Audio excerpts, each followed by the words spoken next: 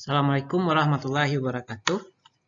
Kita lanjutkan perkuliahan kita untuk pertemuan ke-3 dan ke-4 ya, sekaligus ya. Kita pada pertemuan kali ini akan membahas terkait dengan ada dua topik ya. Yang pertama itu kita akan menganalisa produk dan proses, dan selanjutnya nanti kita akan mencoba menghitung kebutuhan bahan baku dan mesin ya. Baik, untuk bagian pertama kita akan membahas terkait analisa produk dan proses. Nah, sebagai pengantar ya, kenapa kita perlu melakukan analisa produk dan proses ya. Proses di sini maksudnya adalah proses produksi ya. Proses produksi. Nah, produk ya itu merupakan titik awal ya dalam perancangan ya. Ketika kita mau merancang fasilitas produksi, maka perbedaan produk itu akan mempengaruhi rancangan yang akan kita buat ya. Ya, contohnya saja kita mau membuat produk misalnya bahannya sama ya, ya. Cuma kemasannya berbeda. Misalkan pabrik makanan, mungkin prosesnya sama ya.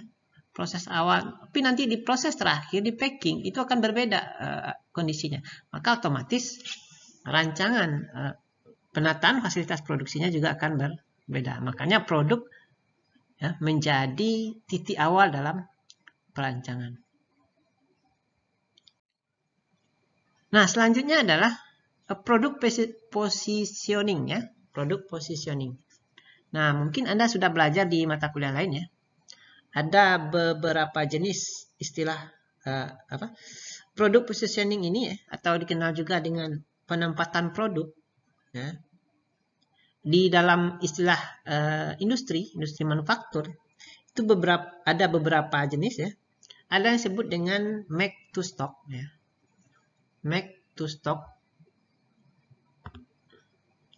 atau dipendekkan dengan MTS ya. Make to stock.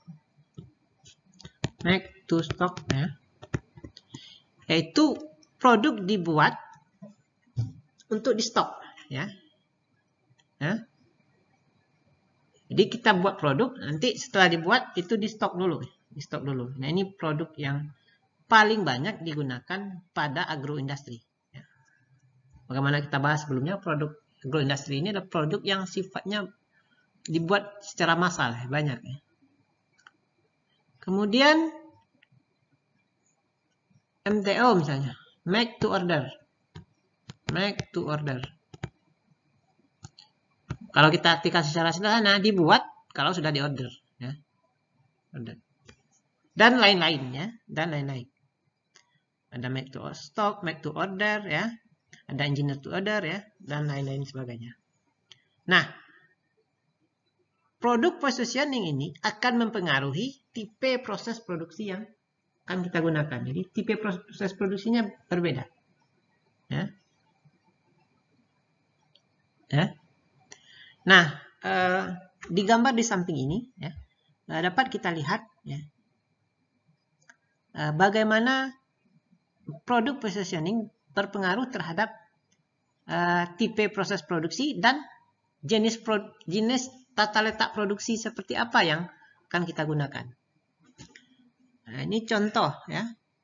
Produk yang jumlah produksinya kecil ya. Variasi produknya juga kecil. Nah, ini ya. Cocoknya produk positioningnya adalah engineer to order. Sementara tata letak yang cocok adalah tata letak posisinya yang fix, seperti yang kita bahas kemarin. Nah, sementara kalau kita lihat agroindustri, itu biasanya jumlah produksinya besar, sementara variasi produknya kecil. Ini kecil di sini ya. Kecil. Maka yang cocok adalah ini. Make to stock. Dan tata letak yang cocok adalah tata letak produk. Jadi urutan penempatan mesin berdasarkan urutan proses pembuatan produk. Nah, ini pentingnya kita melakukan menentukan terlebih dahulu, menetapkan produk yang akan kita rancang proses produksinya. Kemudian selanjutnya adalah setelah kita tetapkan tipe produk positioningnya dan juga mungkin tipe layoutnya yang akan kita gunakan, kita harus mempunyai rancangan produk, ya, uraian detail produk, ya, uraian detail produk. Biasanya ini dalam bentuk gambar 3 dimensi. Selanjutnya adalah proses perancangan proses, tahapan proses. Ya. Nah, ini contoh uraian produk, ya, uraian produk, ya.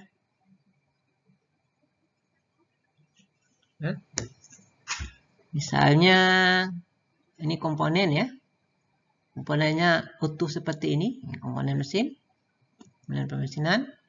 Ketika kita uraikan menjadi produk jadi, uraian produk sampai membentuk produk jadi seperti ini. Nah, uraiannya seperti ini.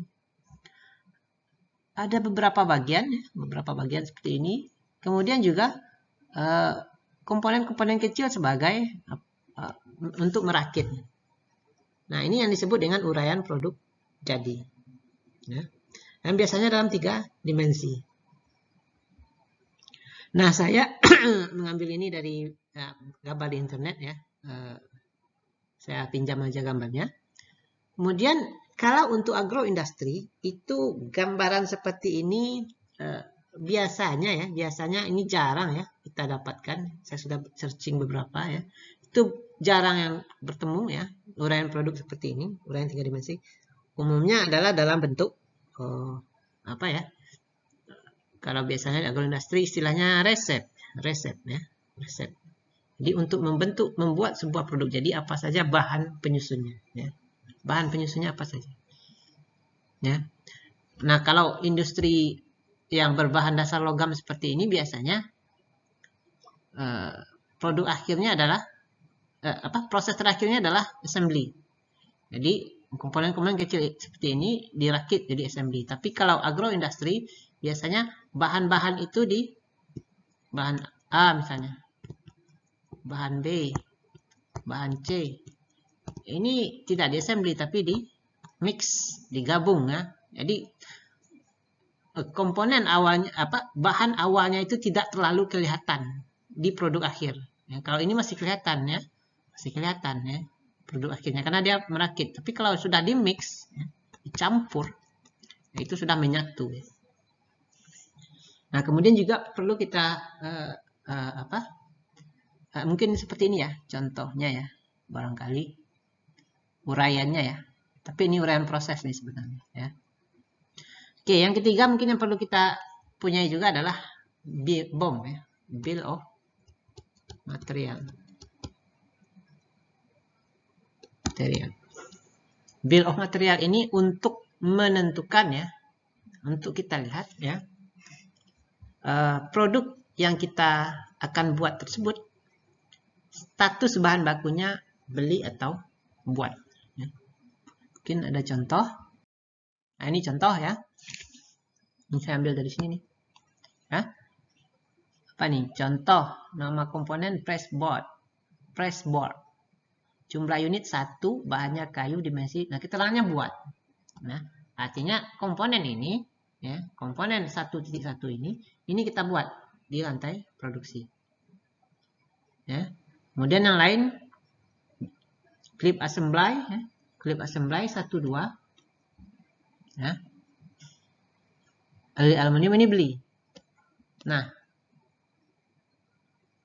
ini 121, ini artinya 121 ini adalah kalau seperti ini 12, ya, 12. Ada 121 berarti sini ada 121. Berarti 121 inilah bagian komponen dari 12. Ya, jadi di sini ada sampai 4, ya. 2, 3, 4. Jadi untuk membuat 12 ini ada 4 komponen yang dirakit sehingga jadilah dia 12. Ini komponennya nih. Ya. Kemudian yang ketiga ini ya. Jadi ada 3 komponen ya. 1 komponen dibuat, yang nomor 2 dibeli, yang ketiga reflex ya, dibeli juga ya. Nah, kira-kira seperti itu. Nah, jadi yang mengalami proses produksi, yang kita lakukan proses produksi hanya yang ini aja, flashboard. Ya. Sementara yang lain kita beli. Kalau dibeli biasanya kan sudah produk akhir, ya, produk akhir.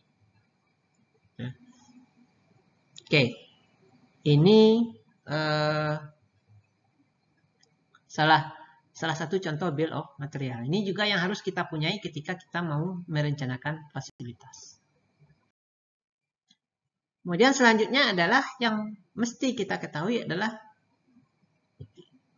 ya, untuk perancangan proses, ya, seperti di awal tadi, untuk melihat proses produksi,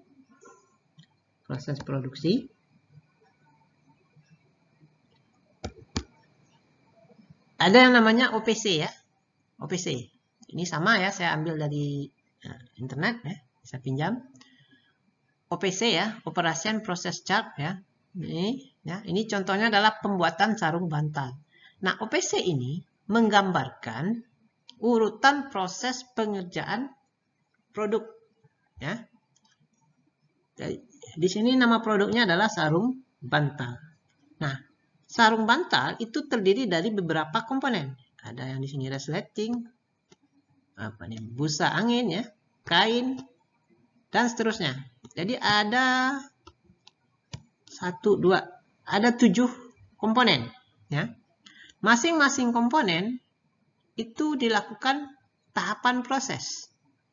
Ini contoh, kain motif 1. Nah, ini proses pertamanya ini, operasi 1. Operasi 2. Ya. Dan seterusnya. Kemudian, komponen 1 dan 2 nanti di sini dirakit. Ya. Dan seterusnya sampai ke 7-nya selesai. Nah, operation process chart ini menggambarkan ya, urutan proses pembuatan sebuah produk. Nanti di mata kuliah lain mungkin akan lebih detail dijelaskan ya. Nah, kemudian di sini ada waktu pengerjaan ya. Nah, di sini ada keterangan ya. Nih, saya menggambarkan saja secara sekilas ya. Data yang kita butuhkan ya untuk merancang fasilitas, menata fasilitas ya. Ada data produk tadi, kemudian ada data proses ya. Data proses, yang pertama itu adalah OPC ya, Operation Process Chart. Kemudian ada namanya assay ya, Assembly Chart ya. Ini juga data saya pinjam ya. Kalau Assembly Chart ini menggambarkan urutan perakitan ya. Yang contoh ya. Beef, salt, cheese ini digabung jadi SA, sub assembly ya. Kemudian setelah ini digabung, nanti dia di sini digabung lagi dengan two sauce unions ya. Jadi ini first layer ya. Ini sebenarnya kalau kita gambarkan ya, misalnya kayak gini ya. Kemudian di bawah juga ada ya, besar ya. Nah, ini gabung lagi. Kemudian misalnya di sini ada ya. Ini biasanya assembly ya. Ini sub assembly, ini sub assembly dan begitu seterusnya biasanya ya. Nanti di mata kuliah lain ini akan lebih jelas ya bagaimana assembly chart. Intinya assembly chart ini menggambarkan urutan penggabungan ya, assembly, perakitan dari sebuah produk. Kalau produk makanan ya mungkin pencampuran ya. Kalau biasanya produk logam perakitan biasanya. Ya. Bagaimana urutan tahapan penggabungannya. Jadi menggambarkan urutannya saja. Gitu. Nah. Kemudian ada yang namanya MPPC ya. Multi Product Process Chart ya. Ya. Multi Product Process Chart. Ya. Nah, ini menggambarkan ya. Menggambarkan eh, kalau di sini ini komponen ya. Ini komponen 1, 2, 3. Proses pembuatan masing-masing komponen. Dia melalui peralatan yang mana saja. Ini biasanya nih mesin. Mesin. Ya. Misalnya komponen 1 dari mesin 1, mesin 2 ini. Mungkin kita lihat di yang tempat yang lain. Ini dia hanya proses. Ini lambang-lambangnya nanti silakan dipelajari ya. Kalau segitiga ini biasanya penyimpanan ini. Penyimpanan. Ini proses kalau yang lingkaran ya. Ini simpan di gudang barangkali.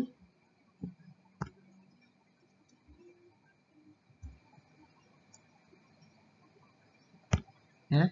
Ini simpan di gudang. Ini proses di proses 1, 2, 3. Nah, kemudian disimpan lagi. Jadi ini sampai 3. Ya. Jadi masing-masing proses, masing-masing komponen itu tahapan prosesnya berbeda. Ya. Bedanya dengan OPC tadi, OPC di sini tidak menggambarkan, tidak ada waktunya ya, tidak ada waktunya. Ya. Kemudian di OPC tadi tidak terlalu jelas, kita melihat mesin apa saja yang digunakan. Nah di sini agak lebih jelas. Nah inilah beberapa tools yang kita gunakan ya dalam membuat untuk tahap awal dalam menata fasilitas produksi. Jadi yang pertama tadi kita tahu produk, ya produknya, ya produk tadi mulai jenis produk, kemudian kita bisa menentukan tipe layout, ya. Nah, kemudian kita perlu gambar. Yang kedua adalah kita melihat proses, ya, proses. Nah, proses tadi ada berapa jenis peta kerja yang kita gunakan ya. Ada yang OPC, ada assembly chart, AC dan MPPC. Saya tulis saja, multi product process chart. Ini. Oke, kita lanjutkan ya. Ya. Nah, ini sebelum kita lanjutkan ini barangkali tahap awal ketika kita baru menganalisis tahap awal ya, data yang kita butuhkan untuk membuat rancangan fasilitas. Nah, biasa juga yang tahap yang kita lakukan ini biasanya disebut dengan analisa data dasar. Nah, dasar. Ini yang sering juga istilah yang sering dipakai. Oke. Kita lanjut ke bagian kedua, yaitu menentukan kebutuhan sumber daya pabrik. Ya. Tadi kita sudah tahap awal kita sudah menganalisa data dasar. Selanjutnya kita adalah menentukan kebutuhan sumber daya pabrik. Ya. Sebagai pengantar, kebutuhan sumber daya ini bukan SDM ya, sumber daya ya, misalnya. Nah, itu mencakup mesin dan bahan baku. Jadi kita akan menghitung kebutuhan mesin dan bahan baku. Ya. Lebih tepatnya bahan baku duluan baru mesin ya. Nah, kebutuhan bahan baku itu mencakup kebutuhan pada setiap tahapan proses. Nah, apa maksudnya ya? Setiap proses produksi itu memiliki tahapan. Nah, tahap 1, tahap 2, tahap 3, dan seterusnya. Setiap tahapan itu ada bahan bakunya. Bahan bakunya maksudnya inputnya nih. Ya. Inputnya. Input di tahap 1 diolah, kemudian jadi output. Output tahap 1 akan jadi input di tahap 2. Nah, kebutuhan bahan baku maksudnya di sini adalah kita hitungnya pada setiap tahapan proses. Proses 1, proses 2, dan 3. Kemudian kebutuhan mesin itu biasanya mencakup mesin dan peralatan dan juga kemungkinan kebutuhan berapa operator untuk masing-masing mesin. Oke. Mungkin di tahap selanjutnya akan kita bahas lebih jelas. Nah, ini contoh ya. Menghitung kebutuhan bahan baku. Ya. menghitung kebutuhan bahan baku, itu yang pertama harus diperhatikan yang namanya faktor scrap. Ya, persen scrap. Kalau di industri logam istilahnya scrap. Tapi kalau di industri agro biasanya istilah yang digunakan adalah ada yang disebut dengan rendemen, ada yang disebut dengan kadar air. Nah, prinsip yang digunakan adalah prinsip keseimbangan input dan output. Ya. Kalau gambar kita lihat ini input, ini proses, ini adalah output. Nah, apa maksudnya keseimbangan input dan output? Ya.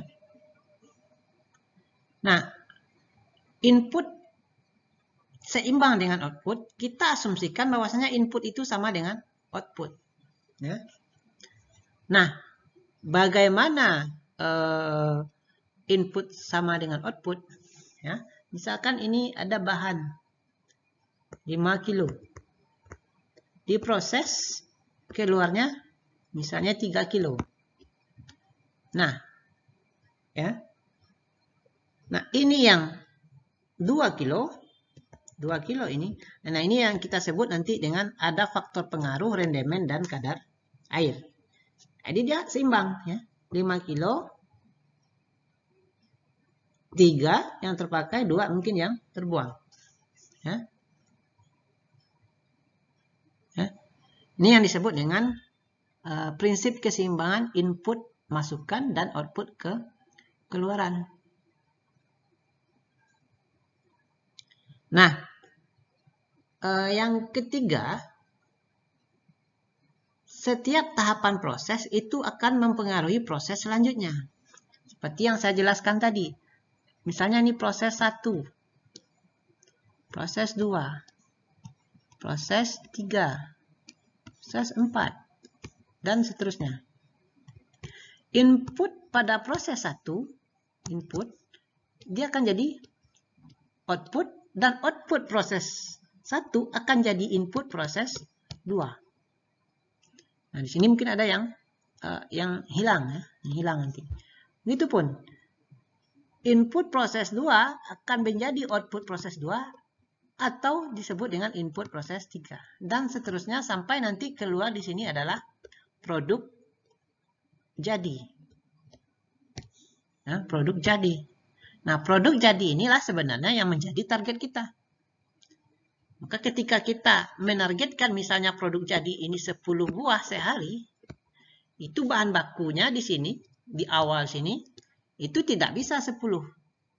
Kenapa? Karena pada setiap tahapan proses ada yang bagian atau pengurangan volume, pengurangan berat, dan pengurangan yang lainnya. Nah, makanya perhitungan kebutuhan bahan baku dihitung per proses. Ya. Dan mulainya itu biasanya dari yang paling akhir. Baru beranjak ke belakang. Makanya saling mempengaruhi pada setiap tahapan proses produksi. Ini contoh ini. Sebuah produk mempunyai ukuran awal panjang 200 meter. Ya. Ini saya ambilkan dari buku manajemen pabrik karangan Profesor Rika Ampuh Hadiguna, ya. Ukuran awal panjangnya 200 mm, lebar 100 dan tebal 20. Jadi kalau kita gambarkan kira-kira seperti ini.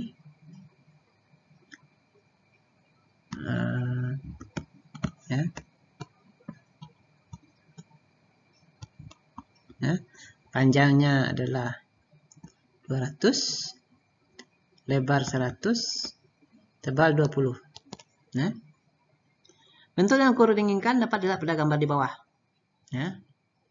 Tebalnya masih 20. Ya. Kemudian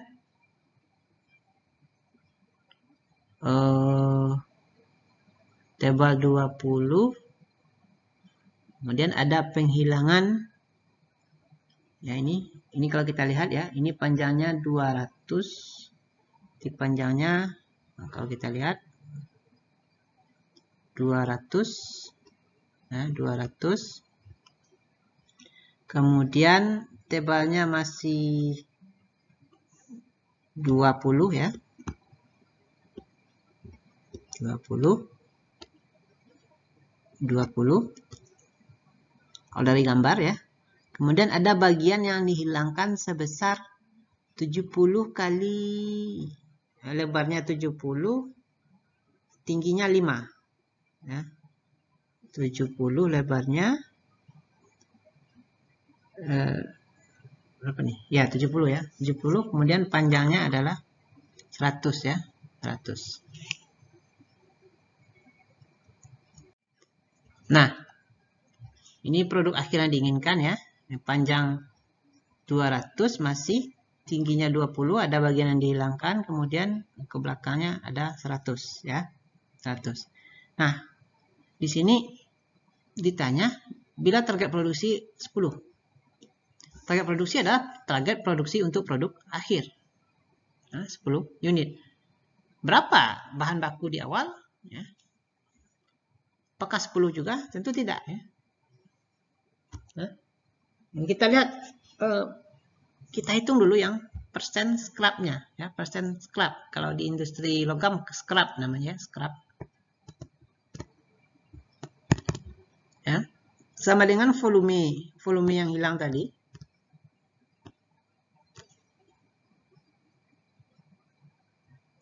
Ya.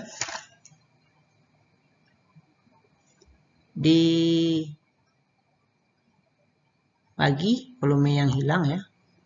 Bagi volume awal. Nah, volume yang hilang di sini adalah 70 kali 100 kali 5 per volume awalnya adalah 200 kali 100 kali 20 ya. Nah, kalau kita hitung ya, ini dapatnya adalah 8,75%. Nah, ini adalah persen scrap-nya. Nah, bagaimana cara kita menentukan ya, kebutuhan di awal ya. Nah, pada dasarnya untuk menentukan kebutuhan di awal itu sederhana saja ya. Seperti tadi, ini proses, ini input, ini output, kemudian ada yang hilang, scrap. Maka ya, yang kita cari, yang kita ketahui kan yang ini nih, output. Ya, outputnya tadi adalah 10. Sementara scrapnya tadi adalah 8,75. Maka untuk menentukan input ya,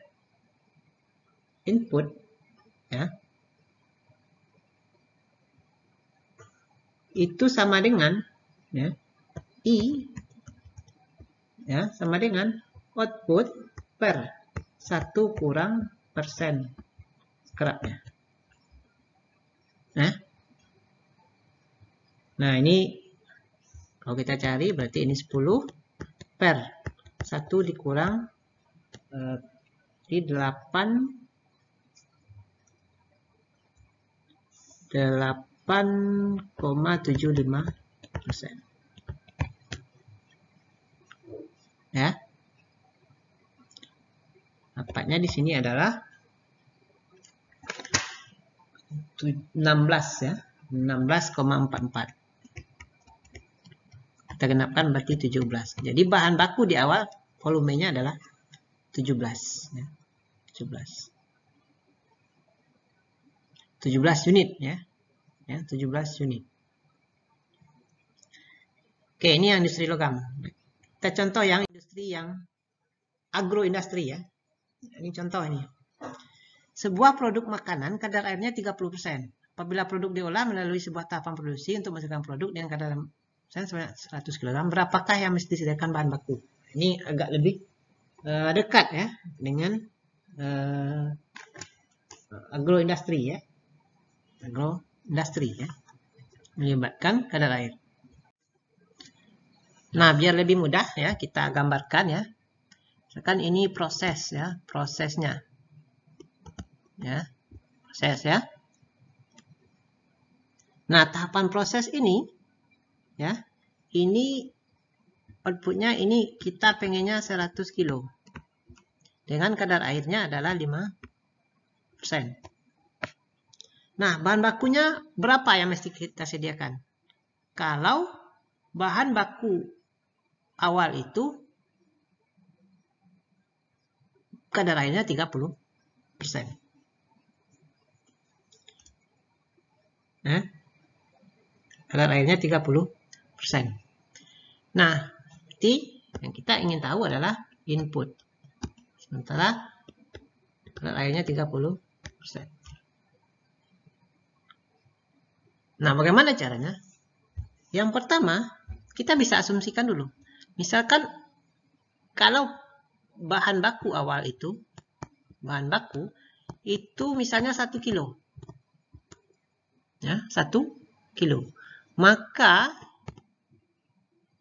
bagian padatnya ya, itu adalah 700 gram.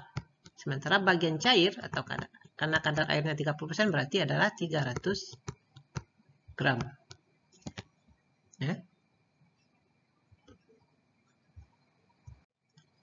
Oke, selanjutnya kita mau menghitung untuk produk akhir yang kadar airnya 5%. Nah, kalau kadar air 5% ini, ya, produk akhir itu kadar airnya 5%. Ya. Kira-kira 5% itu berapa kilo? Ya, atau berapa gram? Ya. Ya. Berarti kita bisa pakai pendekatan ya. Ya. Ingat tadi kadar air adalah kadar air ya. Kadar air ya sama dengan airnya atau bagian cairnya per yang padat ya. Ya, yang padat ya. Nah, tadi kita lihat kadar airnya adalah 5%. Ya, 5%. Ya. Berarti untuk produk akhir yang 5% ini berarti air ya, ditambah air plus yang ini tadi yang padat plus 700 gram. Inilah yang 5%. Ya. Ya. Air tambah 700 gram, ini yang 5%. Ini yang kadar air yang 5%. Ini ngitung kadar air kalau kita ambil dari rumus ini. Ya. Misalnya tadi kadar air 30%. 30% ya. Berarti karena misalnya produknya 1 kilo berarti 300 ditambah 700 tambah 300. Ini bukan padat nih, ini padat tambah air ini salah ya. Tambah air. Ya. Oke. Nah, dengan seperti itu ya, seperti itu. Nah, nanti kita misalkan saja ya. Kita misalkan saja air ini X ya, biar mudah ya, X ya. X per X tambah 700 sama dengan 0,05 ya. Nah, ini bisa kita cari ya. Anda kali silang substitusi ya. Saya coba cari tadi, dapatnya X adalah 36,84 gram. Ya. Berarti setelah diolah ya, produk yang kadar air 5% ini berarti yang 700 yang padat awal tadi ya, karena kadar airnya hilang yang 30%-nya hilang. Jadi 5% berarti 700 ditambah dengan 36,84. Jadi yang ini ya ditambah yang ini ya, ini ya. didapatnya di sini adalah 736,84 gram. Ini adalah berat produk yang keluar dari sini. Ya. Berat produk yang keluar dari output. Sementara ini tadi asumsinya kalau ini 1 kilo ya. 1 kilo. 1 kilo dapatnya segitu. Sementara yang kita butuhkan adalah 100 kilogram. Ya. Yang kita butuhkan adalah 100 kilogram. Ya. Nah, kalau 1 kilo dapatnya segini, 736,84 gram, maka untuk mendapatkan ini 100 kilo, nah ini bahan bakunya berapa? Nah ini yang kita cari. Ya. Jadi kalau 1 kilo dapatnya 736,84, maka kalau ini kita pengen 100 kilo, maka kesininya berapa? Ya. Nah ini mudah ya, mudah, tinggal Anda balik-balikkan saja ya. Oke, nah silakan Anda cari ya, Anda cari. Kalau 1 kilogram dapatnya ini 736,84 gram. Nah kalau butuh 100 kilo, berapa kilo ini bahan baku? Ya. Nah ini contoh yang kedua. Kita lanjutkan contoh selanjutnya. Nah ini sudah lebih sudah lebih agak lebih kompleks ya. Produk melalui 2 tahap ya. A dan B. Ya. Target produksi sebesar 100 kg. Ya. Ini targetnya nanti keluarnya adalah 100 kg. Dengan rendemen 80%. Di rendemennya 80%. Proses di sini 80% rendemennya. Kadar air di awal adalah 20%. Ini 20%. Ini kadar airnya adalah 4. Kadar air di awal 20% dan setelah melalui proses A menjadi 4%. 4%. Nah, pertanyaannya berapa ini kebutuhan kebutuhan bahan bakunya? Input di sini berapa? Kalau kita pengennya 100 kilo. Ya, pengennya 100 kilo. Oke. Nah, selanjutnya ya. Sama, berarti ini tahapannya ada 2, ya. Jadi kita cari dulu input untuk B, ya, input di sini. Ya. Input ini sama dengan output A. Ya, sama dengan output A. Oke, bagaimana caranya? Nah, kita mulai dari belakang, ya. Kita mulai dari belakang. Nah, tadi kita ketahui ya. Ya, untuk kadar air, ya. Kadar air di proses ini adalah 4%. Ya. Jadi padat, ya. Fraksi padat ditambah, ya.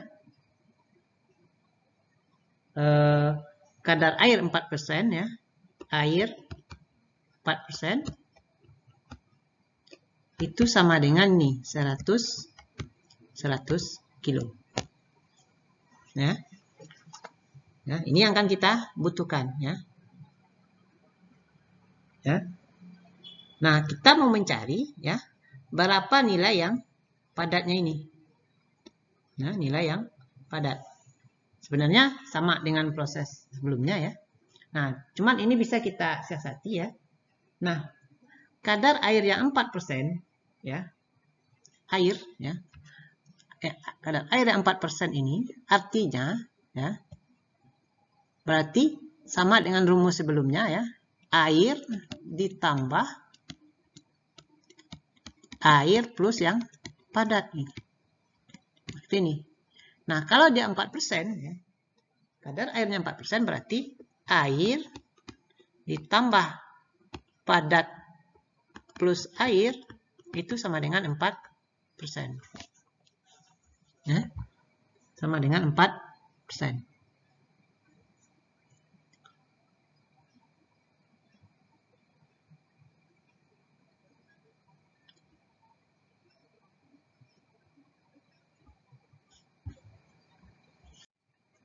Oke, nah kita sudah punya ini persamaan 1 ini, dan persamaan 2. Nah, perlu diingat di sini ada rendemen 80%, ya, 80%, ya.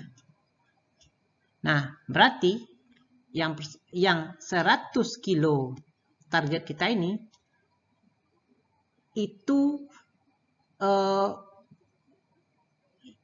adalah yang 80%-nya, ya. Karena rendemennya 80%. Jadi dari rendemen 80% dapat yang 100 kilo. Berarti sebenarnya berapa ya? Berarti sama dengan, ya, 100 dibagi 0,8 sama dengan 125 kilo.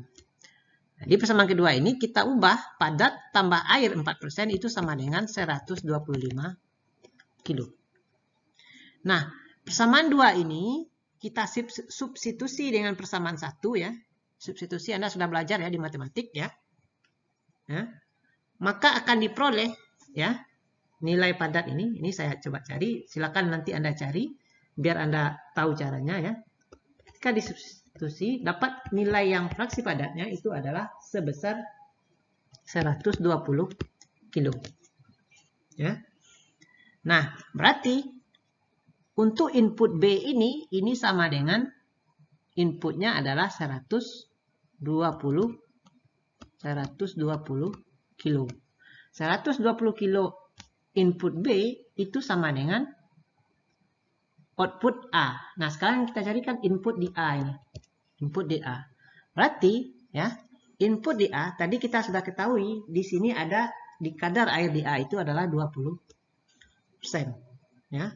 Berarti, ya, kebutuhan bahan baku di awal, ya, di awal di A ini itu sama dengan, ya, kebutuhannya bahan bakunya, saya tulis di sini bahan baku, ya, sama dengan, ya, sama dengan nilai yang kita dapatkan tadi, ya, ini 120 dibagi dengan 1 dikurang tadi kadar airnya adalah 0,2 atau 20%. Jadi dapatnya di sini adalah 150 kilo. Nah, kira-kira seperti itu. Jadi kalau kita gambarkan, ya, pada proses A itu masuk 150 kilo, yang ini tadi 150 kilo, 150 kilo. Kemudian yang kadar air 20% nanti keluarnya dapatnya adalah 120 kilo. 120 kilo ini dengan kadar air 4% dan rendemen 80%, keluarnya ada 100 kilo. Nah, kira-kira seperti itu, ya. Jadi menghitung kebutuhan bahan baku per tahapan proses. Jadi kalau kita butuh produk akhir 100 kilo, ya berarti disiapkan adalah bahan baku di awal sekali adalah 150 kilo. Oke, kita lanjutkan. Yang kedua adalah kebutuhan mesin. Ya, di kebutuhan sumber daya tadi ada kebutuhan bahan baku, ada kebutuhan mesin. Kebutuhan mesin itu mempertimbangkan yang pertama adalah faktor efisiensi. Di perencanaan produksi kita juga perhitungkan kemarin yang namanya reliability. Kapasitas, kehandalan, ini ya, reliability ini, efisiensi, jam kerja, kemudian waktu proses. Nah, pendekatan yang kita gunakan untuk menghitung kebutuhan mesin adalah kapasitas yang dibutuhkan dengan yang tersedia. Oke, ini contoh sederhana ya. Sebuah produk diproses pada mesin X dengan target 100 unit per hari. Kapasitas mesin, ya, kapasitas mesin 0,5 unit per jam. Jam kerja 8 jam, efisiensi pabrik 90, hitunglah jumlah mesin. Ya. Hitunglah jumlah mesin. Ya. Oke, kita lihat dulu. Kita lihat dulu basis perencanaannya. Ya, target kita adalah 10. Sementara efisiensinya adalah 90%. Ya. Kalau ada faktor reliability ini tinggal dikalikan ya. Di bawahnya ini. Berarti dapat basis perencanaannya adalah 11,11 unit. Maksudnya adalah ya, target kita 10 ya. Tapi karena ada faktor efisiensi, sebenarnya kita harus membuat 11,11 unit. Nah, 11,11 unit ini mesinnya butuhnya berapa? Nah, ini bisa kita cari seperti ini ya. 11,11 dibagi dengan 11,11 ini ibarat dengan kapasitas dibutuhkan. Nah, dibutuhkan. Ya, ini ya. Sementara kapasitas yang tersedia ya, itu adalah ini 8 jam sehari ya. Mesinnya bisa membuat 0,5. Berarti sehari itu bisanya 0,5 kali 8. 0,5 per jam, sehari 8 jam berarti 4. Ya, 0,5 kali 8 sama dengan 4. Jadi ini hasil pembagiannya adalah 11,11 bagi 0,5 kali 8. 2,78 mesin. Jadi butuh mesin yang, karena basis perencanaannya adalah per hari, berarti kita butuh mesin sebanyak 2,78 unit. Ini tergantung pembulatan. Kalau pembulatannya ke bawah, misalnya 2, ya, berarti akan ada lembur, ya, karena ada sisa yang mesti dikerjakan. Ya. Ini contoh, ya, contoh menghitung kebutuhan mesin. Oke, selanjutnya ini yang tadi nih, ya, yang tadi contoh menghitung kebutuhan material, ya. Produk oleh 2 tahap A dan B, target produksi 100 kilo, rendemen 80. Nah, tadi kita sudah hitung ya. Jadi di sini ada A, B, ya. B mesinnya mesin Y. Kemudian A mesinnya Y, B mesinnya adalah mesin Z. Ya. Kapasitas yang Y itu 10 kilo per jam, sementara Z adalah 8 kilo per jam. Pabrik bekerja pada tingkat efisiensi 90% selama 8 jam sehari. Target produksi per hari misalnya adalah 100 kilo. Nah, ini di sini target kita adalah 1000 kilo, ya, 1000 kilo. Nah, ini salah nih ya, bukan 100 ya, 1000 ya, 1000. Ya, 1000. Ya. 1000 kilo. Nah, tadi kita dicari adalah hitung kebutuhan bahan baku dan mesin. Nah, tadi kita sudah coba cari ya, untuk kebutuhan bahan baku kita samakan saja yang tadi ya. Di proses A ya, itu bahan bakunya yang dibutuhkan tadi kalau nggak salah 150 kilo ya. Berarti kalau 1000 berarti kali 10, 1500. Ya, di A. Nanti keluar di sini 120 ya. Kali 10 1200. Nanti keluar di sini adalah 1000. 1000. Ya. Oke. Kebutuhan bahan baku sudah ya. Ini kilo ya. Kilo. Ini kalau mau dicari satu-satu seperti yang panjang tadi juga boleh ya. Kebutuhan bahan baku dan mesin. Sekarang mesin. Nah, sekarang kita mau menghitung jumlah mesinnya.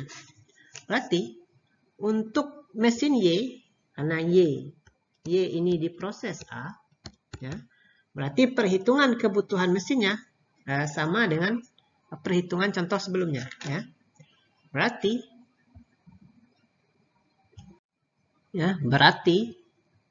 mesin A berarti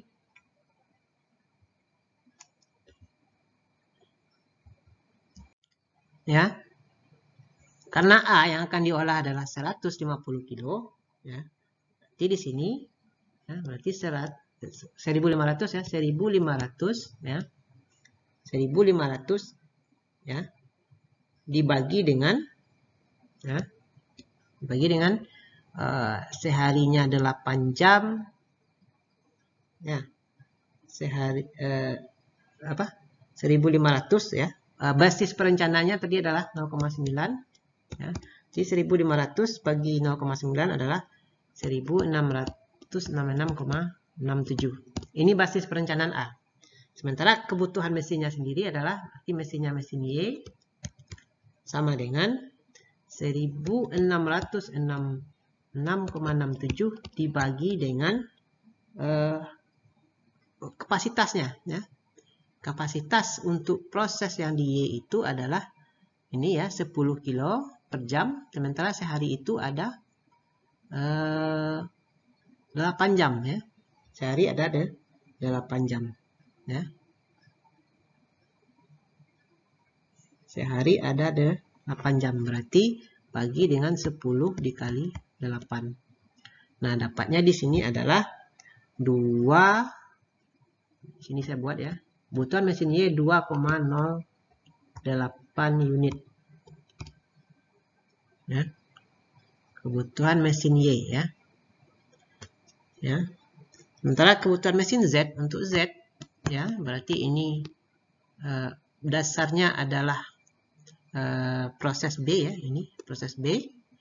Bahan baku yang diolah adalah 1200, berarti basis perencanaannya adalah 1200 per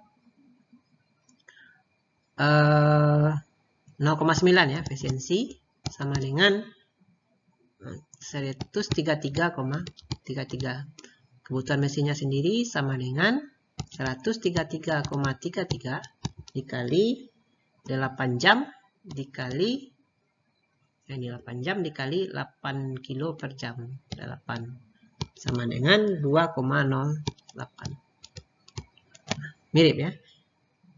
Yang mesin Y butuh 208 unit, mesin Z 208 unit. Nah, ini bisa kita bulatkan saja ke bawah, jadi 2 unit ya, karena tidak ada mesin yang koma. Nah, ini kira-kira untuk menentukan ya kebutuhan mesin ya. Jadi tahap awalnya kita hitung dulu basis perencanaannya ya. Basis perencanaan tadi adalah basis rencananya. Rencana itu sama dengan ya, ini ya, bahan baku yang akan diolah ya, bahan baku yang diolah. Kalau yang A berarti yang 1500 ya, kalau yang B 1200 ya. Di basis perencanaannya adalah bahan baku yang diolah ya. Bahan baku yang diolah. Input ya, input bahan baku bagi dengan efisiensi. Nah, untuk kebutuhan mesinnya sendiri, jumlah mesin sama dengan basis perencanaan bagi dengan kapasitas. Nah, kira-kira seperti itu ya. Kira-kira seperti itu gambarnya. Oke, nah ini bagian terakhir menghitung tenaga kerja ya. Ini sebenarnya bisa melekat ya, walaupun pendekatan saja ini ya, terkait dengan kebutuhan mesin ya, mesin. Kemudian berdasarkan perkiraan jumlah operator pada setiap mesin. Misalnya tadi contoh ya, contoh soal yang ke-6 tadi, yang ke-5 ya, itu mesin Y itu mesinnya butuhnya 2 unit, Z 2. Nah, pendekatannya adalah satu mesin itu butuh operator berapa? Atau satu operator bisa mengerjakan berapa mesin? Andaikan satu operator bisa mengerjakan 2 mesin, berarti jumlah operator dibutuhkan cuma 1. Ini kalau mesin Z bisa dikerjakan hanya oleh satu operator, berarti operator yang dibutuhkan adalah 2. Ya. Jadi total operatornya 3. Tapi kalau semua mesin bisa dikerjakan satu operator, keempat mesinnya berarti cukup 1 saja. Atau satu mesin 4. Maka 2 mesin jadinya 8. Yang ini juga sama, 4 juga misalnya. Totalnya 8 berarti operatornya 16. Tapi mesin apa yang operatornya butuh 4? Jarang ya. Ini contoh saja ya. Nah, ini untuk perencanaan kebutuhan sumber daya ya. Barangkali silakan Anda pelajari dengan contoh soal lain, buku lain ya. Beberapa buku yang saya gunakan di sini adalah buku Tata Letak Pabrik dan buku Manajemen Pabrik karangan Profesor Eka Empu Hadiguna. Oke, itu saja dari saya. Terima kasih. Selamat belajar. Tetap jaga kesehatan. Billahi taufiq wal hidayah. Assalamualaikum warahmatullahi wabarakatuh.